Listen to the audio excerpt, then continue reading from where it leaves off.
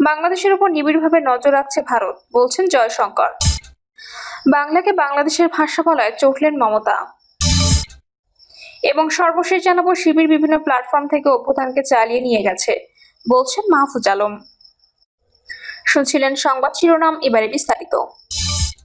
হাসিনা কামালের একই আইনজীবী, বিচারের স্বচ্ছতা নিয়ে প্রশ্ন বার্গম্যানের। হাসিনা কামালের একই আইনজীবী বিচারের গত বছরের জুলাই মাসে সংঘটিত গণ অভ্যুত্থানের সময় মানবতা বিরোধী অপরাধের অভিযোগে ক্ষমতাচ্যুত প্রধানমন্ত্রী শেখ হাসিনার অনুপস্থিতিতে তার বিচার আনুষ্ঠানিকভাবে শুরু হয়েছে। আন্তর্জাতিক অপরাধ ট্রাইব্যুনাল 1 প্রসিকিউশনের সূচনা বক্তব্যে এই সাক্ষ্য গ্রহণের মধ্য দিয়ে এই বিচার প্রক্রিয়া সূচনা হয়। এই ঘটনাকে কেন্দ্র করে যুক্তরাজ্য ভিত্তিক সাংবাদিক ও আন্তর্জাতিক অপরাধ ট্রাইব্যুনালের বিষয়ে দীর্ঘদিন লেখালেখি করা ডেভিড বার্গম্যান একটি মন্তব্যমূলক ফেসবুক পোস্ট লেখেন, যেখানে তিনি বিচার প্রক্রিয়া নিয়ে 3টি মূল বিষয়ে উদ্বেগ প্রকাশ করেন। পোস্টে ডেভিড বার্গম্যান লিখেছেন, মানবতা বিরোধী অপরাধের অভিযোগে বাংলাদেশের সাবেক প্রধানমন্ত্রী শেখ হাসিনার অনুপস্থিতিতে তার বিচারের প্রথম দিন অনুষ্ঠিত হয়েছে।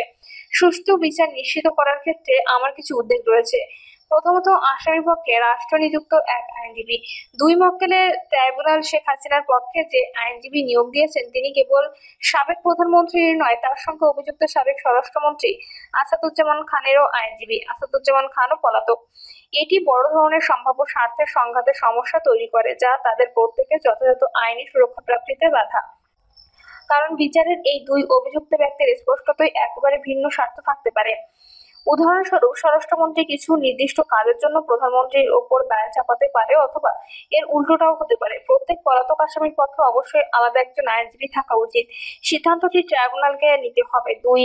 দ্বিতীয়ত, আত্মপক্ষ সমর্থনের প্রস্তুতির সময় 2 অভিযুক্ত ব্যক্তির রাষ্ট্র নিযুক্ত আইনজীবী 25শে জুন 2025 তারিখে অর্থাৎ বিচার শুরুর 5 সপ্তাহ আগে প্রসিকিউশনে সরবরাহ করা সব স্বাক্ষর প্রমাণ পেয়েছেন।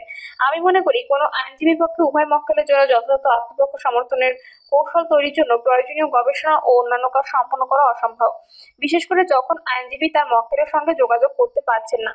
আরও আশ্চর্যজনক বিষয় হলো, শেখ হাসিনা ও আসাদুজ্জামান খান কামালের রাষ্ট্র নিযুক্ত আইনজীবী তার আত্মপক্ষ সমর্থনের প্রস্তুতির জন্য ট্রাইব্যুনালের কাছে আরো সময় চেয়ে আবেদনও করেননি। যখন আমি আইনজীবীকে জিজ্ঞাসা করেছিলাম কেন তিনি আজ শুনানি মুলতবির আবেদন করেননি, তখন তিনি বলেন, যখন প্রয়োজন হবে তখনই তিনি মুলতবির আবেদন করবেন এবং তিনি আজ প্রথম সাক্ষীকে জেরা করার জন্য প্রস্তুত ছিলেন। আমি মনে করি আমরা নিশ্চিতভাবে বলতে পারি, হাসিনা যদি নিজস্ব আইনজীবী উপস্থিত থাকতেন তাহলে তারা অবশ্যই শুনানির মুলতবির আবেদন করতেন। আর বাস্তবতা হলো, বর্তমান রাষ্ট্র নিযুক্ত আইনজীবী এই আবেদন করেননি, যা বিশেষভাবে উল্লেখ করার মতো নয়। তৃতীয়ত, সাক্ষ্যের বিপরীত নিয়ে জেরা বন্ধ করলেও প্রসিকিউশন অথবা ট্রাইব্যুনাল কাদের মোল্লার যুদ্ধাপরাধ মামলায়, অর্থাৎ যেখানে তার মৃত্যুদণ্ড কার্যকর করার রায় হয়েছিল এবং যেটি শেখ হাসিনা সরকারের আমলে সিদ্ধান্ত হয়েছিল, 2013 সালে আপিল বিভাগের একটি রায় ব্যবহার করে প্রসিকিউটররা আসামি পক্ষে রাষ্ট্র নিযুক্ত আইনজীবীকে প্রথম সাক্ষীকে জেরা করে থেকে বিরত রাখেন। এই জেরা ছিল পূর্বে তদন্তকারী কর্মকর্তার কাছে যা বলেছিলেন এবং আজ আদালতে যা বলেছেন 2 বক্তব্যের মধ্যে বৈপরীত্য নিয়ে। এ ধরনের জেরা বাংলাদেশের সাধারণ ফৌজদারি আদালতগুলোর একটি প্রচলিত প্রথা। যে পরিহাসের ঘটনা, এমনকি এর চেয়েও শক্তিশালী কোনো শব্দ নিয়ে বর্ণনা করা যেতে পারে। প্রসিকিউশনের আইনজীবী যা করেছেন সেটি খুবই চোখে পড়ার মতো। 1 দশক আগে 1971 সালে যুদ্ধ নিয়ে অনুষ্ঠিত আগের বিচারগুলোতে, যেখানে মূলত জামায়াত ইসলামের নেতাদের বিচার হয়েছিল, তৎকালীন প্রসিকিউটররা আসামি পক্ষের আইনজীবীদের 2টি সাক্ষ্যের মধ্যে থাকা বিপরীত্য লক্ষ্য করে তুলে ধরা থেকে বিরত রাখতে চেয়েছিলেন। ওই সময় জামায়াতের আইনজীবী, যাদের মধ্যে তাজুল ইসলাম ও অন্য যারা বর্তমানে প্রসিকিউটর দলের অংশ, তারা তখন প্রসিকিউশনের বিরুদ্ধে জোরালো যুক্তি দিয়েছিলেন। তারা বলেছিলেন এটি খুবই অন্যায়, কারণ এটি তাদের সাক্ষীর বিশ্বাসযোগ্যতা নিয়ে প্রশ্ন তোলার সুযোগ থেকে বঞ্চিত করেছে। যখন কাদের মোল্লার মামলার বিষয়টি আপিল বিভাগে আসে, তখন প্রধান বিচারপতি সিনহা তার রায়ে প্রসিকিউশনের পক্ষ থেকে বলেছিলেন, আইসিটি আইন ও বিধিতে এই সুযোগ নেই। সুতরাং এখন আমরা এমন একটি পরিস্থিতি দেখছি যেখানে বর্তমান চিফ প্রসিকিউটর তাজুল ইসলাম সেই একই আপিল বিভাগের রায় ব্যবহার করেছেন, যে রায়ের ফলে তিনি একসময় যেসব ব্যক্তির পক্ষে এত আইনি লড়াই করেছিলেন তাদের একজনের মৃত্যুদণ্ড কার্যকর হয়েছিল, সেই একই নিয়ম তিনি প্রয়োগ করার চেষ্টা করেছেন, যা তিনি অতীতে আসামি পক্ষের আইনজীবীর জন্য অত্যন্ত অন্যায্য বলে মনে করেছিলেন। আর ট্রাইব্যুনাল বিচারকেরা তা মেনে নিয়েছেন। আমি যখন তাজুল ইসলামকে এই বিষয়ে জিজ্ঞাসা করলাম, তখন তিনি বললেন, আইন পরিবর্তন না হওয়া পর্যন্ত এটি আপিল বিভাগের নির্দেশনা। জেলা শেষে ট্রাইব্যুনালের চেয়ারম্যান আসামির পক্ষে রাষ্ট্রনিযুক্ত আইনজীবীকে একটি ভালো জেরা করার জন্য অভিনন্দন জানিয়ে এবং অদ্ভুত মন্তব্য করেছেন। আসামির পক্ষের আইনজীবী জেরা করার ক্ষমতা যখন উল্লেখযোগ্যভাবে কমানো হয়েছে, তখন তিনি কিভাবে এমন মন্তব্য করতে পারেন তা পরিষ্কার নয়। যদি ট্রাইব্যুনাল আপিল বিভাগে সেসব রায় অনুসরণ করতে পারেন যা এখন সাধারণত অত্যন্ত বিতর্কিত ও অন্যায্য বলে বিবেচিত, তাহলে সরকারের উচিত আইন পরিবর্তন করা, যাতে আসামি পক্ষের আইনজীবী, তদন্তকারী কর্মকর্তার কাছে সাক্ষীরা যা বলেছিলেন ও আদালতে তারা যা বলেছেন দুটোর মধ্যে বৈপরীত্যের ভিত্তিতে তাদের জেরা করার সুযোগ পান।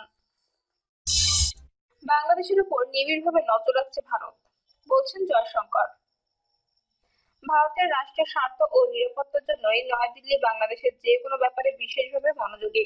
বাংলাদেশের উপর ভারত নিবিড়ভাবে নজর রাখছে বলে জানিয়েছেন ভারতের পররাষ্ট্রমন্ত্রী এস জয়শঙ্কর। ভারতের পার্লামেন্ট লোকসভার বর্ষাকালীন অধিবেশন চলছে। অধিবেশনে তাকে বিজেপির এক এমপি বলেন, সম্প্রতি ঢাকা বিশ্ববিদ্যালয়ের সালতানাত ই বাংলা নামের একটি ইসলামপন্থী গোষ্ঠী তথাকথিত গ্রেটার বাংলাদেশ নামে একটি মানচিত্র প্রকাশ করে। ভারতের একাধিক রাজ্য সেই মানচিত্রে বাংলাদেশি ভূখণ্ড হিসেবে প্রদর্শন করা হয়। বিভিন্ন সূত্রে জানা গেছে যে সালতানাত ই বাংলা নামের এই গোষ্ঠীটি তুরস্ক ভিত্তিক এনজিও তার্কিশ উইথ ফেডারেশনের সহায়তা ও মদতপুষ্ট। আমরা এ ব্যাপারে কেন্দ্রীয় পররাষ্ট্রমন্ত্রীর দৃষ্টি আকর্ষণ করছি। জবাবে জয়শঙ্কর বলেন, আমরা এই ইস্যুতে বাংলাদেশ সরকারের সঙ্গে যোগাযোগ করেছি। সরকারি ফ্যাক্ট চেকার প্ল্যাটফর্ম বাংলা ফ্যাক্টের বরাত দিয়ে বাংলাদেশের সরকার আমাদের জানিয়েছে যে 2025 সালে 14 এপ্রিল পহেলা বৈশাখ উপলক্ষে ঢাকা বিশ্ববিদ্যালয় ক্যাম্পাসে একটি ইতিহাস সম্পর্কিত প্রদর্শনীর আয়োজন করা হয়েছিল।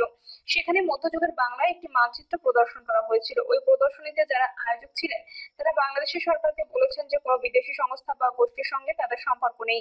বাংলাদেশ সরকারের পক্ষ থেকে আরো বলা হয়েছে, সালতানাত ই বাংলা নামের কোনো সংগঠন বা গোষ্ঠীর অস্তিত্ব বাংলাদেশে নেই। জয়শঙ্কর বলেন, আমরা জাতীয় স্বার্থ সংক্রান্ত বিষয়গুলোতে বাংলাদেশের প্রতি বিশেষভাবে মনোযোগী। ভারতের অভ্যন্তরীণ নিরাপত্তা সংক্রান্ত বিভিন্ন ইস্যুতে বাংলাদেশের উপর আমরা নিবিড় নজর রাখছি এবং অভ্যন্তরীণ নিরাপত্তাকে সর্বোচ্চ গুরুত্ব দিয়ে আমরা এগোচ্ছি। বাংলাকে বাংলাদেশের ভাষা বলায় চটলেন মমতা। বাংলাকে বাংলাদেশের ভাষা বলে উল্লেখ করায় দিল্লির পুলিশের উপর তীব্র ক্ষোভ প্রকাশ করেছেন ভারতের পশ্চিমবঙ্গের মুখ্যমন্ত্রী মমতা বন্দ্যোপাধ্যায়।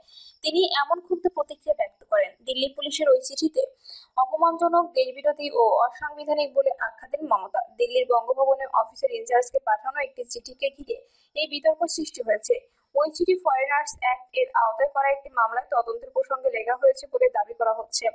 মমতা বলেন, দেখুন কিভাবে কেন্দ্রীয় স্বরাষ্ট্র মন্ত্রণালয়ের প্রত্যক্ষ নিয়ন্ত্রণে থাকা দিল্লি পুলিশ বাংলা ভাষাকে বাংলাদেশের ভাষা হিসেবে বর্ণনা করেছে। এটি বাঙালিদের চরম অপমান। তিনি আরো বলেন, বাংলা শুধু আমার মাতৃভাষা নয়, এটি রবীন্দ্রনাথ ঠাকুর ও স্বামী বিবেকানন্দের ভাষা। ভারতীয় জাতীয় সঙ্গীত জন গণ মন আর জাতীয় গান বন্দে মাতরম দুটি বাংলা ভাষায় লেখা। কোটি কোটি ভারতীয় এই ভাষায় কথা বলেন ও লেখেন। ভারতীয় সংবিধান যে ভাষাকে স্বীকৃতি দিয়েছে তাকে এখন বাংলাদেশি ভাষা বলা হচ্ছে। মমতা বলেন, এই ভাষা ব্যবহার করে দেশের সব বাংলা ভাষাভাষীদের অপমান করা হয়েছে। আমরা এর তীব্র প্রতিবাদ জানাই। তৃণমূল কংগ্রেস দলের পক্ষ থেকে সোশ্যাল মিডিয়া প্ল্যাটফর্ম এক্সে দেওয়া এক পোস্টে অভিযোগ করা হয়, দিল্লির একটি মামলায় 8 জন সন্দেহভাজন বাংলাদেশি নাগরিককে গ্রেপ্তারের পর পুলিশ বঙ্গভবনে চিঠি পাঠিয়ে বাংলাদেশের জাতীয় ভাষার জন্য অনুবাদক চেয়েছে। এই ঘটনাকে কেন্দ্র করে সামাজিক মাধ্যমে ব্যাপক প্রতিক্রিয়া ছড়িয়ে পড়ে। নির্বাচনের আগ পর্যন্ত অভিযান